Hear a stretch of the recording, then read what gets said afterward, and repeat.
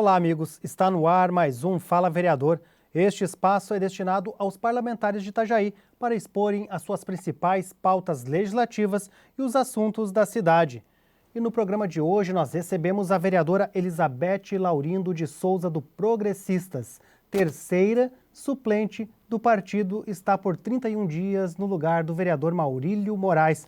Olá, vereadora, tudo bem? Um prazer recebê-la aqui no programa. Olá, tudo bem, sim. Para mim também é um prazer, né, poder falar um pouco de mim e das minhas lutas, né? É um pouco da minha história. Eu sou uma pessoa nativa de Itajaí, então para mim é muito orgulho ser itajaiense e hoje estar vereadora. É muito bom. Pela primeira vez aqui na casa, vereadora, como é que a senhora recebeu essa notícia de que teria a oportunidade, uma vez que é a terceira suplente? Então, quando o doutor João Paulo ligou para mim, Beth, vamos assumir a Câmara de Vereadores, eu disse, como assim, né? Porque eu fui candidata nesse último pleito por conta das vagas que nós não tínhamos preenchido, porque o Progressistas teve um problema no percurso político da última eleição, que o Progressistas se dividiu, né, em outro partido. Então, um pouco dos candidatos foram para outro partido, para uma outra sigla partidária. E eu não ia ser candidata, já tinha decidido que não iria mais, eu fui muito bem votada na eleição anterior, mas eu não iria mais, ia ajudar o partido, eu era secretária, eu sou secretária do Progressistas, e estava ali no suporte para todos os outros candidatos. Mas eu tive que ser candidata primeiro porque sou mulher, segundo porque tinha sido muito bem votada e porque não tinham candidatos suficientes. Então, por 3 motivos, eu fui mais uma vez como candidata a participar do pleito eleitoral. E fiquei um pouco assustada pelo número baixo de votos, né? Eu acho que todos ficaram, porque todos, eu acho que a grande maioria, exceto alguns vereadores poucos, tiraram ali uma quantidade grande de votos, mas a maioria teve poucos votos, tiveram poucos votos, então eu fiquei terceira suplente. E o segundo suplente, que era o vereador Tonho da Grade, que já era vereador, né? Abriu mão, não quis ficar por um mês. A professora Fábia Henrique, que por sinal foi minha aluna no ensino fundamental, com muito orgulho, ela ficou suplente na minha frente. Ela também desistiu por conta de um outro trabalho que ela tinha terças e quintas, então ficou combinado dela assumir no próximo ano. E daí, então, eu era a próxima e aceitei o desafio. Primeiro, porque gosto muito das questões políticas, né? E segundo, porque já me aposentei, então estava bem livre, assim, para poder me dedicar um pouquinho às causas que eu defendo, né, neste ano de 2021, diante de tantos desafios, né, que foram os últimos 2 anos para nós. Como que a senhora entrou na política e construiu essa relação com o Progressistas, com o PP? Então, eu tinha recém feito uma especialização em gestão para qualidade na administração desportiva, quando eu entrei mais na área da gestão, né? Até então eu era professora de educação física na escola. E como eu tinha terminado essa especialização, a Secretaria de Educação me convidou para ser supervisora de educação física na secretaria. Então eu vim para a secretaria, o secretário era o professor Edson Dávila, que por sinal é o primeiro vice-presidente do Progressistas, e ele me convidou. Ele disse, professora, a senhora tem 3 meses para deslanchar. Se a senhora der certo, fica conosco. Senão, nós vamos pedir para a senhora voltar para a escola. Mas antes eu quero lhe fazer uma pergunta. Se nós precisarmos da senhora às 3 horas da manhã, na frente da igreja matriz, a senhora poderá ir? Eu disse, se for por uma boa causa, eu vou, né? Eu não vou para frente da matriz às 3 horas da manhã por nada. Mas se for por uma boa causa, com certeza irei. Ele, então tá bom. Então, assinou meu contrato e eu fiquei na Secretaria de Educação pelo mandato do Jandir inteiro e depois o segundo mandato também, e fui daí ocupando outros cargos de gestão na gerência, fui estudando mais um pouquinho, né? Depois eu fiz uma outra especialização em ciência do movimento humano, que era a área que eu pretendia estudar, mas os meus caminhos mudaram um pouquinho, e depois eu fiz estudos sociais, porque eu queria fazer direito, e acabei terminando estudos sociais, que acrescentou um monte para o meu currículo ali na área da educação física. E eu fui, então, fazer o mestrado em gestão de políticas públicas, né? Que foi o que me alavancou para eu ser candidata. Eu tinha recém defendido a minha dissertação de mestrado e estava empolgada, né, com todo o debate de políticas públicas, e isso me habilitava e me deu coragem de tentar ser vereadora. Então eu fiquei 5ª suplente na época, apesar de que naquela época, no primeiro mandato, na primeira tentativa minha, os candidatos do PP precisavam de muitos votos, né? Era um partido muito forte. Então, mas eu fui quinta suplente, e se fosse contar só as mulheres, eu seria segunda. Na minha frente só tinha a Suzy Bellini na época. Mas mesmo assim valeu a pena, eu colaborei com o partido e depois ocupei outros cargos, como por exemplo, eu fiquei como coordenadora técnica da Fundação Municipal de Esporte e Lazer aqui de Itajaí. Depois eu também tive a oportunidade de ser superintendente. Na Secretaria de Educação eu assumi vários cargos na diretoria, né? Muito na área da gestão, porque eu gosto muito do sistema organizacional, de fazer com que isso aconteça, né? De executar as tarefas bem executadas. Isso já é da minha natureza. Então eu fui me dando bem nos cargos de gestão e fiquei até 3 anos atrás, né? Quando eu tive que voltar para a escola para me aposentar, e fiquei no Cedim Emílio Gazzaniga Júnior. Eu sou funcionária pública da rede municipal, né? Lá desenvolvi vários projetos, coloquei as minhas ideias, as minhas teorias todas do doutorado, daí já como aluna especial do programa de Engenharia e Gestão do Conhecimento da Universidade Federal de Santa Catarina, e comecei a trabalhar com as metodologias ativas, e daí coloquei em prática ali no Cedim todas as possibilidades, ganhei os prêmios do prêmio aqui da Secretaria de Educação, o mérito educacional, né? Ganhei 2 anos seguidos. E valeu a pena. Eu pude ensinar alguns professores também, e isso foi muito bom. A senhora chegou a acumular também experiência como professora na educação física por muito tempo? Sim, eu fui professora, eu me aposentei com 37 anos de trabalho. Destes 37, 19 foi na sala de aula. E os demais foram na universidade, né? Eu criei o curso de Educação Física na Faculdade Avantes, em Balneário Camboriú. Então, fui a primeira coordenadora, fui professora lá, e quando me aposentei, saí de tudo. Só fiquei daí trabalhando com o Conselho Federal de Educação Física, como professora palestrante, consultora, né? Eu faço parte hoje do Conselho Federal de Educação Física, sou a única mulher na diretoria, né? Num grupo de homens tão grande.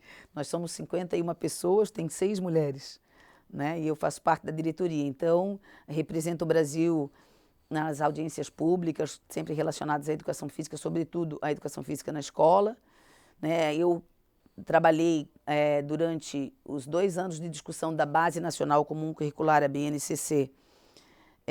Eu corri o Brasil inteiro nas conferências defendendo a educação física, a permanência da educação física no ensino médio, e a permanência e a valorização da educação física nos anos iniciais do ensino fundamental e na educação infantil.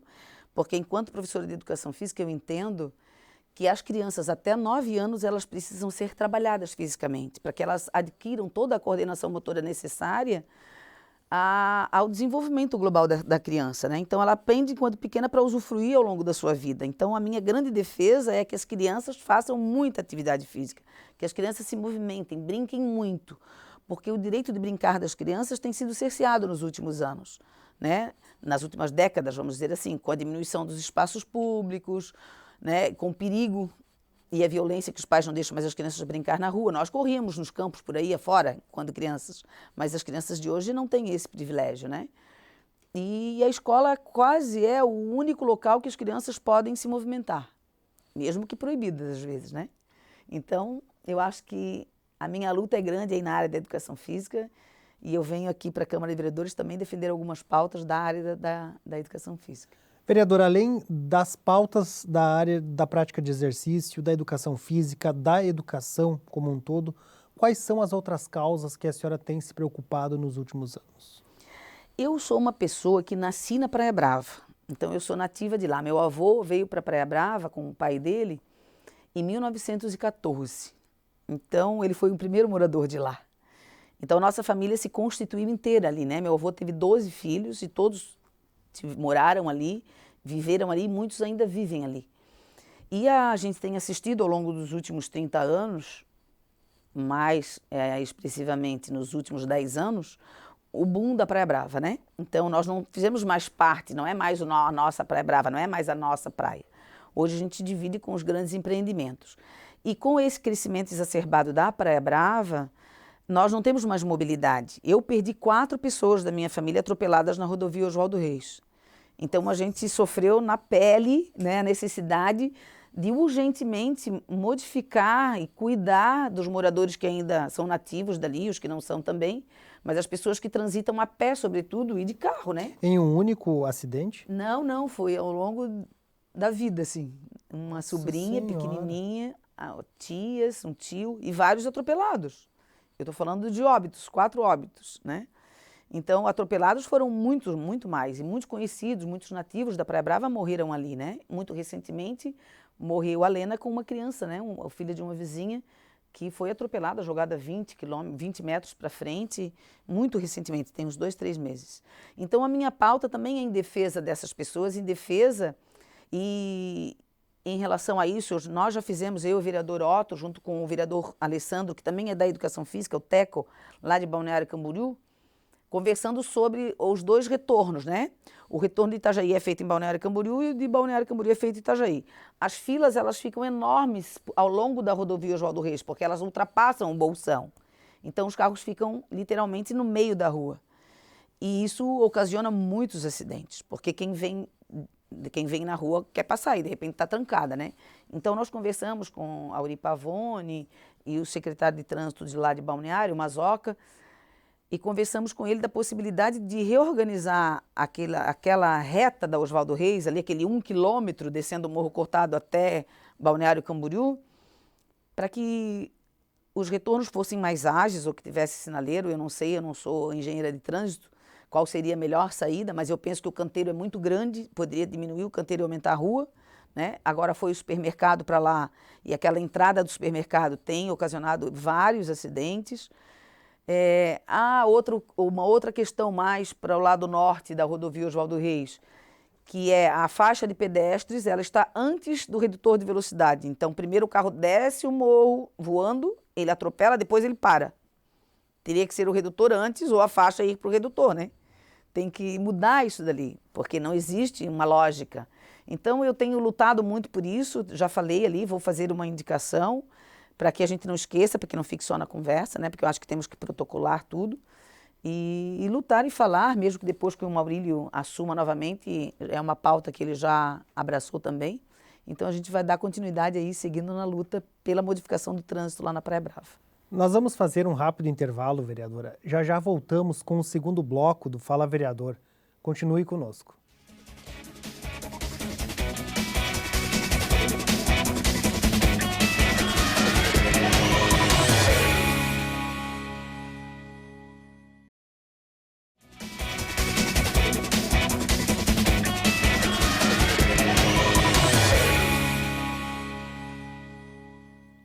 Voltamos com o segundo bloco do Fala Vereador. Hoje participa conosco a vereadora Elizabeth Laurindo de Souza, do Progressistas.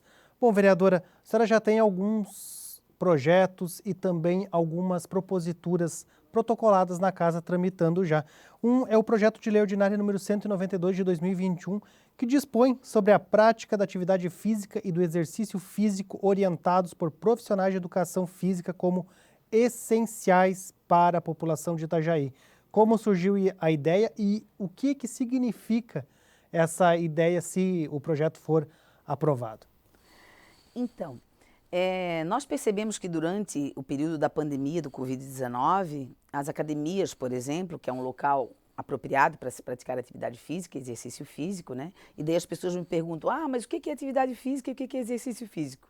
E atividade física é todo o movimento que a gente faz, desde passear com o cachorro na praia, na praça, fazer uma caminhada de forma informal, né, vamos dizer assim. E o exercício físico, ele é orientado. Então, todas as atividades físicas orientadas por professores de educação física são considerados exercício físico. Então, o exercício físico, ele é mais científico, tem método, vamos dizer assim, a grosso modo. Então, tornar a atividade física e o exercício físico essenciais, nada mais é do que proteger a sociedade, de ofertar à população o direito de continuar ou de iniciar um programa de atividade física, que é tão essencial para a saúde das pessoas, né? Nós percebemos que durante a pandemia do Covid-19, as academias foram fechadas e muitas pessoas morreram até de depressão. Eu participava lá na Unimed, por exemplo, que eu moro lá pertinho, né? Da atividade com os idosos. Eu não sou tão idosa assim, né? mas eu ia fazer a minha atividade física lá porque era pertinho. Muitos daqueles idosos faleceram durante a pandemia, porque eles entraram em processo de depressão e também tiveram seus índices de colesterol, triglicerídeos, diabetes, problemas cardíacos, hipertensão arterial, por exemplo, aumentados nesse período, porque as pessoas passaram a se alimentar de forma errada ou comer mais, né, porque estavam em casa presos e acabaram falecendo por outro motivo que não fosse o Covid. Obviamente que tem todos os protocolos de biossegurança que são necessários, não se descarta nem um minuto essa possibilidade, mas tornar essencial faz com que as academias possam atender em número reduzido de clientes, né, que os parques possam estabelecer programas de atividade física coordenados por profissionais, de modo que torne seguro, né, essa prática. Nós tivemos as praias fechadas, nós tivemos os parques fechados, né, no Brasil inteiro. Então, eu, enquanto conselheira do Conselho Federal de Educação Física, compramos essa briga da essencialidade, porque foi uma demanda que a sociedade fez ao longo desse período, né, que esteve fechado, não está mais. E nós tentamos, então, aprovar essa legislação a nível federal, que foi aprovada, e nós tentamos aprovar aqui por intermédio do deputado federal Fernando Krelin, que é profissional de educação física. Ele conseguiu aprovar por unanimidade na Assembleia Legislativa. Então, hoje nós temos uma lei do Estado de Santa Catarina e os municípios, por sua vez, têm tentado, e daí tem uma lista imensa de municípios que já aprovaram. E eu, como vim para a Câmara de Vereadores de Itajaí, trouxe comigo também a proposta, né, deste projeto de lei para deixar Itajaí também no rol das cidades que tornaram, né, que pode tornar a atividade física e o exercício físico como essenciais. Daí eu trago para Itajaí algumas diferenças, algumas especificidades, que seria também em tempos normais, não só de crise ou de pandemias, que podem vir outras, mas também em tempos normais, que os parques possam ser abertos para a população e que tenham profissionais de educação física dinamizando essas atividades de forma técnica, porque qual é o nosso objetivo? Qual é o meu objetivo enquanto profissional de educação física? É fazer com que a atividade física e o exercício físico sejam profissionalizados, né? Que as pessoas não sofram com problema de coluna, com rompimento de músculos, né? Da musculatura, enfim, toda essa questão do corpo não seja afetado por conta de não saber fazer atividade física de forma adequada. Capacitar as pessoas para que elas possam fazer. E isso também, quando eu trabalhei na Fundação Municipal de Esportes e Lazer, nós colocamos e criamos lá, efetivamos professores que trabalham com o programa Itajaí Ativo, que faz esse atendimento nas praças e nas academias da terceira idade, como elas eram chamadas, né? As ATIs, e nós dinamizamos então os profissionais de educação física para que capacitassem os idosos, as pessoas que quisessem participar do programa nas academias para que elas pudessem usar também quando o professor não estivesse presente, porque obviamente que o professor não vai ficar na praça 24 horas por dia e tem uma pessoa que pode querer fazer atividade física à noite, né, de madrugada, a qualquer horário. Então, ele precisa ter essa capacitação de saber usar cada um daqueles equipamentos para que possa, ao longo da sua vida, usufruir da atividade física para o seu próprio bem, né? Vereadora, a senhora acredita que futuramente o município terá que pensar também em ampliar esses serviços à população, porque o seu projeto de lei ele trata muito mais assim de que se tornar essencial também para as empresas de academia e outras empresas, o setor privado possa gerir os serviços tranquilamente, independentemente do evento de catástrofe, emergência, calamidade pública que esteja acontecendo. Mas assim, o município, o setor público, tem como ampliar sem afetar esse setor e oferecer para pessoas de baixa renda, não só para os idosos, mas para todo o restante da população? Com certeza.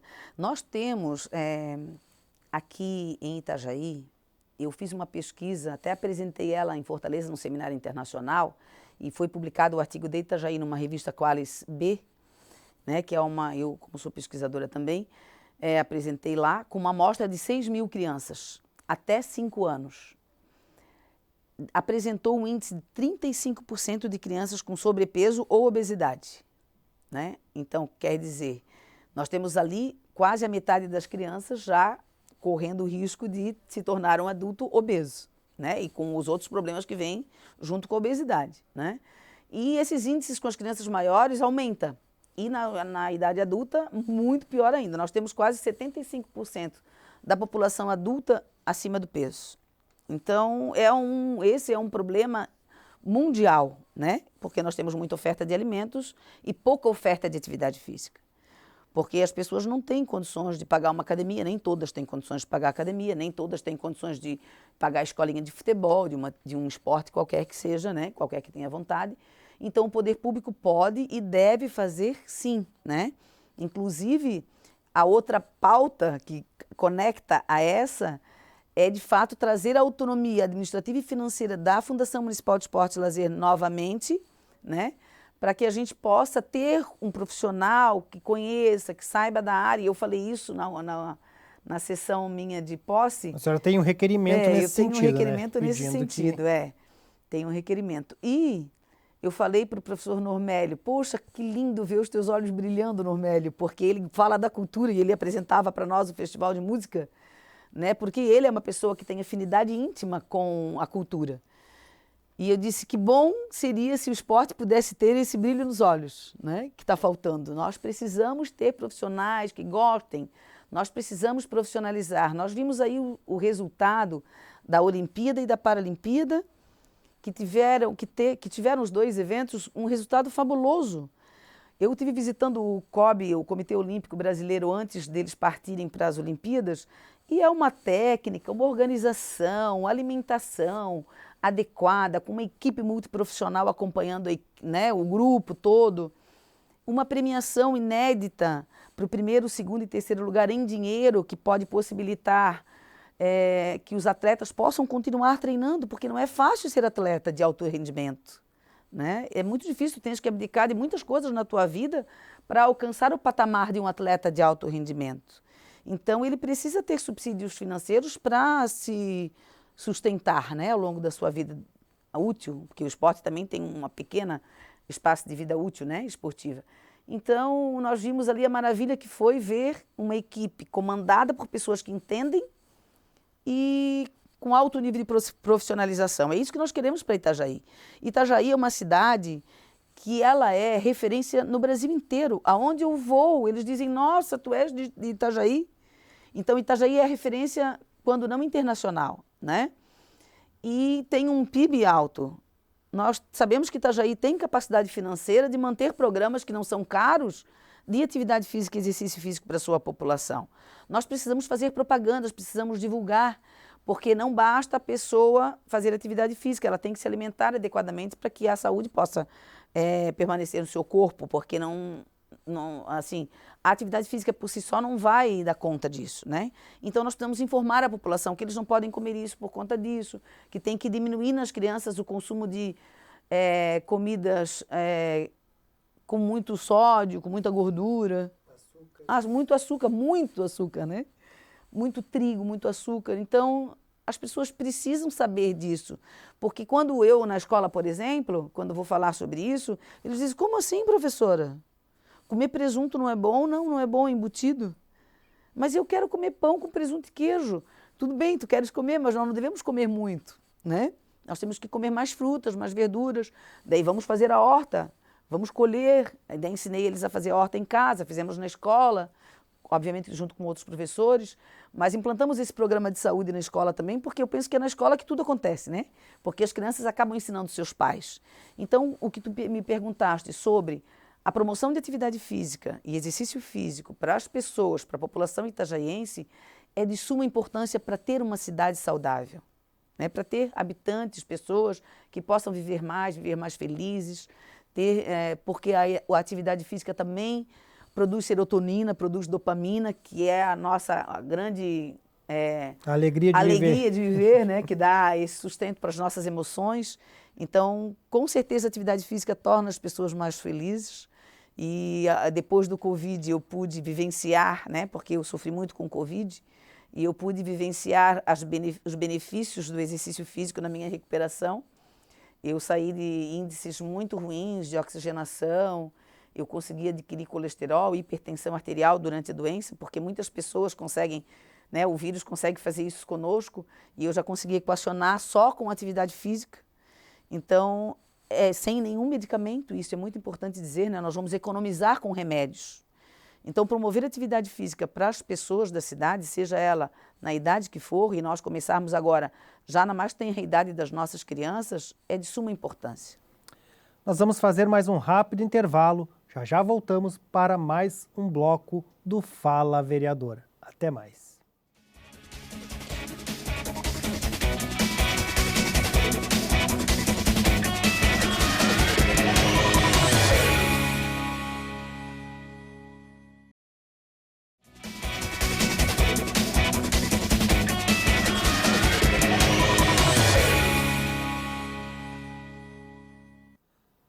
Voltamos com o terceiro e último bloco do Fala Vereador. Hoje participa conosco a vereadora Elizabeth Laurindo de Souza, do Progressistas.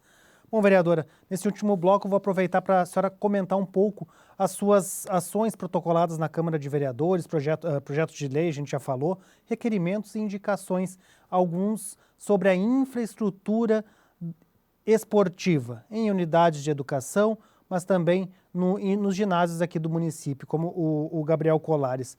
Como é que está a infraestrutura e os desafios para que ela possa atender minimamente a necessidade de quem pratica exercícios, de quem pratica esportes? Esse é um grande problema, a infraestrutura de uma cidade, né, seja ela esportiva ou educacional, é sempre um problema porque são muitos equipamentos, são muitos ambientes, muitas unidades de ensino.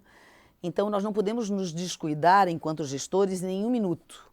A nossa equipe de infraestrutura, a nossa equipe que vai cuidar das reformas, da manutenção, ela não pode parar nunca. Né? O ginásio de esportes Gabriel João Colares, ele foi reformado para os Jogos Abertos aqui, em 2014, 2011, né? E de lá para cá não teve mais nenhuma reforma. E não tem como não ter, né? É o telhado que escorre água dentro, é a quadra que fica com pontas de madeira para cima, né? Porque o piso ainda é de madeira.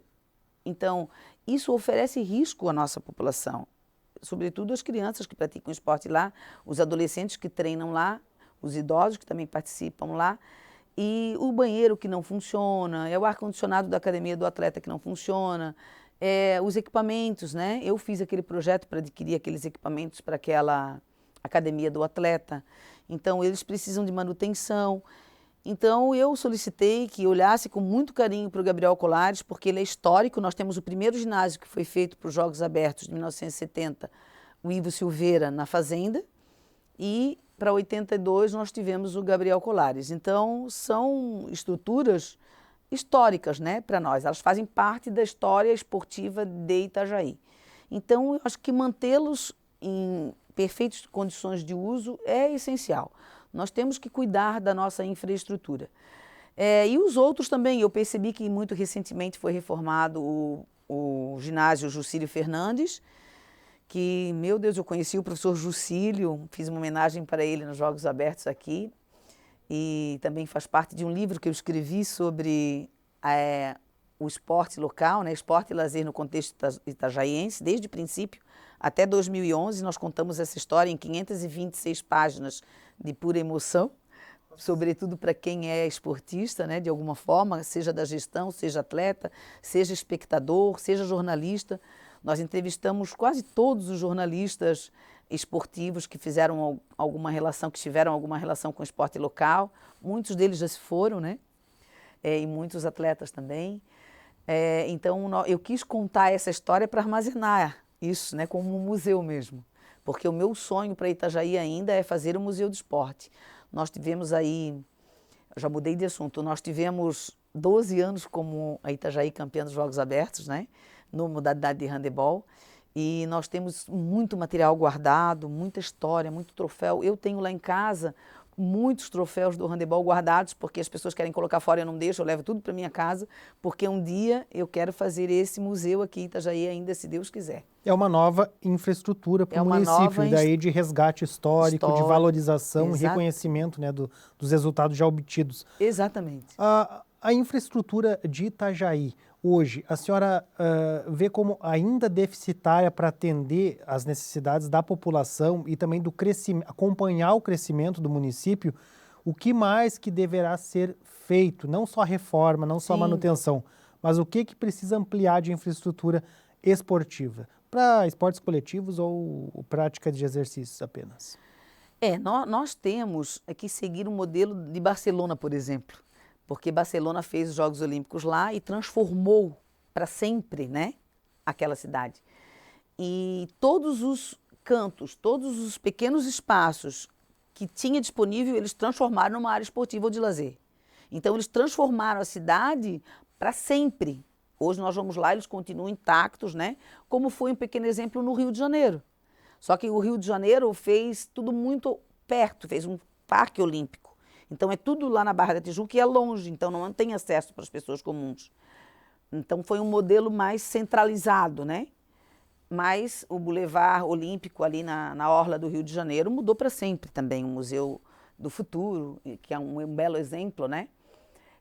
Mas Itajaí deveria aproveitar os mínimos espaços que tem para as pessoas poderem usufruir daquele espaço para a manutenção da sua saúde, para a contemplação. Nós não aproveitamos os nossos espaços. E eu quero aproveitar para falar, eu tive durante a campanha e agora, muito recentemente, no Morro da Atalaia, onde tem as aulas de parapente, enfim, e eles têm pequenas demandas lá, como água, por exemplo, como um banheiro ecológico, por exemplo, porque as pessoas que sobem vão precisar de água e vão precisar usar o toalete e não tem, e transformar aquele espaço num espaço de contemplação da natureza. É belíssimo ir lá para cima e olhar além da prática do esporte, observar Itajaí, observar, né, toda a beleza que nós temos natural e dar essa infraestrutura ao turista também. Tornar aquilo um ponto turístico. Porque outras cidades do Nordeste, por exemplo, uma pequena gruta, qualquer pequena coisa é muito grande para eles. Eles fazem aquilo virar um ponto turístico fabuloso. E nós temos belezas aqui pouco exploradas, né? Nesse sentido também. E os esportes de lazer, de turismo, ecoturismo, têm crescido muito, né? Itajaí é uma cidade propícia para isso. Nós temos ainda uma área rural maravilhosa que pode ser aproveitada, né? E eu penso que para Itajaí, um equipamento esportivo necessário seria uma piscina, né? Que Itajaí não tem uma piscina. Nós conseguimos cobrir a piscina do Bombeiro com muito sacrifício, quando eu estava ainda na gestão. E depois que nós cobrimos, as crianças utilizavam, nós tínhamos um projeto maravilhoso lá com muitas crianças que aprendiam a nadar, e depois iam para a praia, faziam o projeto Golfinho na praia, para aprender a nadar mesmo, para salvar a sua própria vida, né? Às vezes, e dos outros. Depois nós não podemos mais usar, porque mudou o comando da corporação e foi proibido o uso. Então, Itajaí hoje não tem um equipamento de piscina para que as crianças possam fazer atividades. E o mar é pouco explorado, né? Tem o surf na praia, que tem pequenos exemplos de alguma coisa que envolve a comunidade, mas nós não temos assim nada mais consistente que utilize o mar, que utilize o rio, que utilize, né? A gente está de costas para o nosso litoral, nós estamos de costas. Então nós temos que dar visão, nós temos que valorizar o que nós temos na praia, nas praias. Nós temos um litoral belíssimo, né? Eu acho que a gente podia pensar nisso. Nós até tivemos um projeto de piscina pronto, tem um projeto de piscina pronto para Itajaí, mas infelizmente nunca conseguimos tirar do papel.